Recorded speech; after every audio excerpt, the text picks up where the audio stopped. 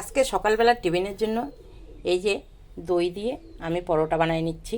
এই যে টক দই দিয়ে দিচ্ছি, আর আটার মধ্যে এখানে দিয়ে দেবো অল্প একটু চিনি, দিয়ে দেবো স্বাদ মতন লবণ, দিয়ে আমি সব কিছু দিয়ে মেখে নিচ্ছি।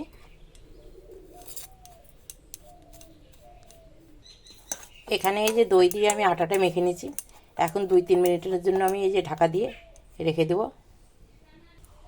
এখানে আমি 2-3 মিনিটের জন্য এই যে আটাটা মেখে ঢাকা দিয়ে রেখে দিয়েছিলাম। এখন আমি বেলে পরোটা বানিয়ে নিচ্ছি। এখানে একটু আটা দিয়ে আমি এই যে পরোটা বেলে নিয়েছি, এই যে এখন ভেজে নিচ্ছি। এখানে দই দিয়ে পরোটা ভেজে নিয়েছি।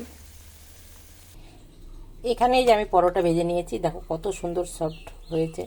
সবাই খেতে পারবে, বাচ্চাদের টিফিনও দেওয়া যাবে।